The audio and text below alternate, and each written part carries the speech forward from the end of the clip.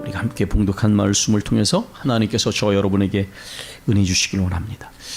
제가 오늘 본문을 표준 세번역의 현대인의 성경으로 다시 한번 읽어드리도록 하겠습니다. 아마 좀 의미가 더 명료지라 생각합니다. 그리스도께서 육체의 고통을 겪으셨으니 여러분도 같은 마음가짐으로 무장하십시오. 육체의 고통을 겪은 사람은 벌써 죄와 관계를 끊은 것입니다. 이제부터 여러분은 남은 생애를 인간적인 욕망을 위해 살지 말고 하나님의 뜻을 위해 사십시오. 여러분도 전에는 이방인들이 즐기던 방탕과 정욕과 술 취함과 진탕 마시고 흥청망청 떠드는 것과 우상 숭배에 빠져 살았지만 이제 다 지나간 일에 불과합니다. 그래서 그들은 방탕한 일에 여러분이 함께 어울리지 않는 것을 이상히 여겨 비난하고 있습니다. 그러나 그들은 산 사람과 죽은 사람을 심판하실 분에게 자기들이 행한 일을 낱낱이 고해 바쳐야 할 것입니다. 그래서 지금 죽어있는 사람들에게도 기쁜 소식이 전파되었는데 이것은 그들이 육체로는 모든 사람처럼 심판을 받으나 영으로는 하나님의 뜻에 따라 살게 하려는 것입니다. 여러분께 종종 우리 말씀을 깊이 여러 번 읽으시지만 다양한 번역본으로 표준 세번역이나 또 공동 번역이나 또 현대인의 성경이나 아니면 또 여러분이 익숙하신 그런 다른 언어로 된 말씀으로도 말씀을 읽으시면 말씀의 의미를 좀 더 명확하게 깨달으실 수가 있습니다. 말씀을 한 번 읽는 것이 아니라 계속 묵상을 하고 되새기는 것이 필요한 것이죠. 오늘은 종려주일입니다. 우리 주님께서 이제 예루살렘에 입성하심을 기념하는 그런 날입니다. 근데 주님께서 왜 예루살렘에 들어가셨는가? 그 종착점은 결국 고난을 받으시기 위하여 십자가를 지시고 죽기 위하여 예루살렘에 들어가신 것입니다. 여러분, 누가 고난을 받기 위하여 그렇게 자원합니까? 쉽지 않은 일입니다. 그러나 주님은 이 땅에 오신 것도 또 예루살렘에 들어가신 것도 결국은 고난을 받으시기 위하여 죽기 위하여 예루살렘에 들어가신 것입니다. 그러나 이 고난은 어떤 의미입니까? 우리 청년부가 아까도 말씀드린 것처럼 이 사순절은 우리 주님이 우리 하나님께서 가지신 그 위대하고 거룩한 섭리를 우리가 인식하면서 묵상하면서 가는 그런 교회의 아주 거룩한 절기입니다. 우리 주님의 고난은 의를 위한 고난이었다. 성경이 끊임없이 말하는 것은 고난의 종류가 다르다라는 것입니다. 그리스도인은 죄를 짓다가 고난을 받지 마라라는 것입니다. 그러나 의를 위한 고난은 피해서는 안 된다라는 것입니다.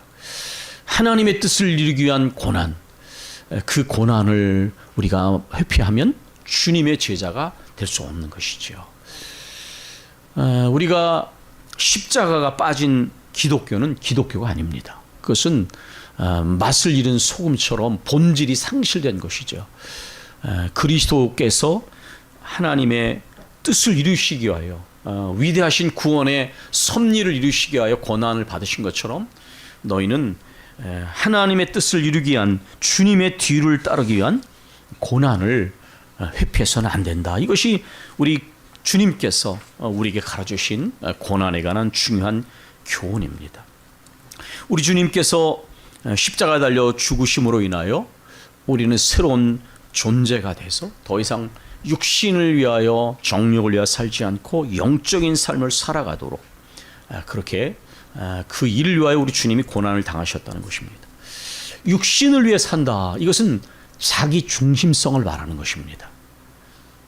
우리 장로님께서도 세계에서 일어난 일에 관한 기도해 주셨지만은 나 중심적으로 삶을 살면 대립과 갈등이 일어날 수밖에 없는 것이죠. 상대방을 먼저 생각하는데 대립과 갈등이 일어나는 일은 불가능합니다. 개인뿐만 아니라 모든 관계적 측면을 넘어서서 공동체적이고 전 세계에서 일어난 모든 일들은 이 자기 중심성을, 개인적인 이기주의뿐만 아니라 국가 이기주의, 또 지역 이기주의, 그러한 모든 일들이 대립과 갈등을 끊임없이 불러일으키고 있는 현실을 우리가 살아가고 있습니다. 그러나 우리 주님께서는 이러한 자기 중심적인 삶이 하나님과 이웃을 위한 중심의 이동이 일어나도록 그렇게 십자가에 달려 죽으시고, 그 구속의 은혜 안에서 우리를 새로운 존재와 새로운 삶의 방식으로 살아가도록 우리를 부르셨다라는 것입니다. 육으로 살면 대립과 갈등을 불러일으키게 되고 하나님과 원수가 되어 마침내 심판 가운데 영원한 죽음을 이루게 되지만, 영적인 존재로 살면 하나님과 이웃을 위하여 화해와 평화의 삶을 살게 됩니다. 예수님의 십자가는 화해와 평화의 다리를 놓으심입니다. 그런데 여러분, 아까도 기도를 드렸지만 저는 우리 인간이 하나님께 주신 이성 안에서 얼마든지 어느 정도의 한계는 있겠지만은 진리에 대한 인식을 가질 수 있다고 생각합니다. 그러나 문제는 무지함뿐만 아니라 진리를 인식한다 할지라도 그 진리를 행하기에 무능하고 무력한 것이 가장 문제라는 것이죠. 연약함뿐만 아니라 무지함뿐만 아니라 완악함도 있기 때문에 우리가 진리를 안다고 할지라도 그 진리를 행하지 못하는, 마치 예수님께서 너희가 마음은 원이로되 육신이 약하도다. 우리가 하나님의 뜻을 알지요. 그러나 근본적인 문제는 그 뜻을 행하기에 우리 자신이 너무나 연약하고 때로는 완악하다고 하는 것이요. 우리가 그것을 깨닫지 못하면 말씀과 성령의 능력을 간절히 의지하는 것이 왜 필요한지를 제대로 인식하지 못하는 거예요. 내 경건의 능력도 얼마나 산산이 조각난다고 하는 것을 알지 않으면 오히려 그것이 교만이 되기가 쉬운 것이죠. 결국 고난을 통하지 않고서는 참다운 깨달음도, 또 전적으로 주님의 은혜를 의지하는 것도 가능하지 않습니다. 우리 주님이 죽으셔야만 했던 이유가 있는 것이죠. 우리 연약함과 우리의 무지함과 완악함 때문에 주님은 고난의 십자가를 지시지 않을 수가 없는 것입니다. 셰익스피어가 쓴 로미오와 줄리엣에는 이 비극적 장면이 등장합니다. 이탈리아의 베로나라는 도시에 돈 많고 가문 좋기로 유명한 몬타규와 카플렛이라는 집안이 있었습니다. 그런데 이 양가 집안은 아주 대대로 사이가 나빴고 철천지 앙숙관계였습니다. 그런데 공교롭게도 이 몬타규 집안의 로미오와 카플렛 집안의 줄리엣이 서로 사랑에 빠집니다. 그런 앙숙가게에 있는 부모들은 절대로 이 사랑을 용납할 수가 없는 것이죠. 두 사람은 비밀리에 결혼을 했는데, 그러나 이 결혼은 결국 비극적인 죽음으로 끝나고 맙니다. 여러분께서 아마 대체적인 내용을 아실 것입니다. 이 비극적인 죽음 앞에서 이 모든 과정에 이르는 내용을 들은 영주가 몬타규와 카플렛 노인에게, 그 부모들에게 엄숙히 말합니다. 보시오, 이런 일들이 일어난 것은 모두 그대들이 서로 원수처럼 지냈기 때문이요. 하늘이 그대들이 서로 미워하는 것을 벌주기 위하여 일부러 그대들의 아들, 딸들이 서로 사랑하게 만들었고, 마침내 이 비극적인 이 같은 비극이 일어나게 된 것이요. 이 말을 들은 줄리엣의 아버지 카플렛 경이 후회하며 몬타규에게 손을 내밉니다. 오 몬타규님, 내 손을 잡아주시오. 이것이야말로 사랑하는 딸에게 주는 마지막 선물이요. 이 말을 들은 로미오의 아버지 몬타규가 말합니다. 나도 드릴 게 있습니다. 황금으로 따님의 동상을 만들어 세우고 정숙한 줄리엣 아가씨의 이름이 길이 남도록 하겠습니다. 줄리엣의 아버지 카플렛이 다시 말합니다. 그러면 내 딸의 동상 옆에 세울 아드님 로미오의 황금 동상은 내가 만들겠소. 이 젊은이들은 서로 원수처럼 지낸 우리들의 가엾은 희생물이었어. 이렇게 해서 대대로 베로나에서 그 영향력이 있던, 그러나 그 도시의 평화를 깨던 두 집안의 불화는 순수했지만 비극적인 죽음으로 끝난 이 젊은이들의 희생을 통하여 마침내 이 불화가 이제 종식되게 됩니다. 이 젊은이들은 서로 원수처럼 지낸 우리들의 가엾은 희생물이어서 줄리엣의 아버지 카플렛이 한 이 말, 예수님께서 하나님과 원수가 되어지고 또한 대립과 갈등을 벗어나지 못하는 인간을 위하여 죽으실 수밖에 없었던 이유입니다. 바로 그 이유를 우리는 잘 알고 있습니다. 예수 그리스도는 우리 범죄함을 위하여 내어주신 바 되었다, 이렇게 말씀하고 있습니다. 하나님과 우리를 화목하게 하시고 이방인과 유대인을 물과 기름처럼 섞일 수 없는 그들을 새로운 피조물로 지으셔서 하나님 앞에 한 몸으로서 나가게 했다라고 에베소서 2장의 말씀은 우리에게 말씀하고 있습니다. 이 화해의 사명을 감당하기 위하여 예수님께서 고난당하시고 죽으셨다라는 것입니다. 로미오와 줄리엣의 죽음의 비극적인 이 죽음의 희생을 통하여 절대로 화해될 수 없었던 두 집안이 화해되었다면 예수 그리스도의 고난의 십자가를 통하여 우리의 완악함과 무지함과 연약함이 깨어졌다라는 것입니다. 이사야 53장은 고난의 신비를 말합니다. 성서 신학자들이 가끔 이것은 추후에 기록된 것이다, 어떻게 미래에 일어날 일을 이렇게 자세하게 이야기할 수 있는가, 그렇게 성경을 말합니다. 추후에 여기에 어떤 추가가 있었다, 이렇게 말하죠. 그러나 아무리 그렇게 말을 해도 이사야 53장은 너무나 명료하게 우리 주님이 당하실 고난을 아주 상생하게 기록하기 때문에 인간의 합리성이 아무리 그것을 설득력 있게 설명하려고 해도 이 말씀의 예언성을 절대로 우리가 부정할 수 없게 만드는 게 바로 이사야 53장입니다. 그가 찔림, 그가 상함은 바로 우리의 죄악과 허물을 위함이다. 오늘 우리는 인간의 이성적 합리성의 범위를 넘어서지 못하는 신앙을 조장하는 일들을 많이 봅니다. 그러나 그것은 인간 이성으로 절대로 우리가 이해할 수 없는 것이죠. 우리 주님이 고난당하심으로 인하여 일어난 일이 뭡니까? 바로 이전에는 죄 가운데 욕망을 따라 살아가는 삶을 살던 사람들이 새로운 삶을 살아가게 됐다는 것입니다. 여러분, 그 2절 이후를 보십시오. 우리 주님이 고난을 당하심으로 인해서 분명한 변화가 있었는데 그 후로는 다시 사람의 정욕을 따라 살지 않고 하나님의 뜻을 따라 육체의 남은 때를 살게하려 함이라. 이전엔 음란과 정욕과 술 취함과 방탕과 향락과 무법한 우상 숭배를 했지만, 그래서 이방인의 삶의 방식과 똑같은 삶을 살았지만 주님 안에서 거듭난 다음에는 하나님의 뜻을 따라서 하나님의 기뻐하신 뜻을 이루려고 산다는 것입니다. 만약에 우리가 이것을 분명히 이해하면 우리 안에 심리적 흐름 속에 이것을 발견할 것입니다. 만약에 우리가 하나님께서 우리가 원하시는 삶을 살지 않으면 내 마음이 잠깐은 만족한 것 같아도 슬퍼지는 것입니다. 왜냐하면 내가 변화돼서 거듭난 존재로서 하나님의 기뻐하신 뜻을 따라 살아야 할 내가 육체의 정욕을 여전히 따라서 사는 것에 대하여 아무렇지도 않게 가벼운 회개를 하는데 그치지 않고 마음이 슬퍼지고 무거워져야 정상입니다. 우리 아까 장로님이 기도해 주신 것처럼 내가 육신의 욕망을 따라 살면서도 아무렇지도 않게 가벼운 태도로 회개하고 똑같이 마치 개가 토하였던 것을 도로 집어먹었다라는 베드로서의 말씀처럼 죄를 지으면서도 그것을 심각하게 받아들이지 않는다면 나의 근본적 신앙을 돌아봐야 되는 것이죠.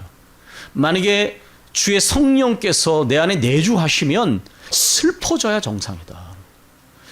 하나님의 기뻐하신 뜻을 따라야, 하나님의 뜻을 따라 살아야 할 내가 이전에 버려야 할 삶의 방식을 여전히 기뻐하고 그것에 벗어나지 못한다면 깊이 근심하고 슬퍼하는 것이 맞다라는 것입니다.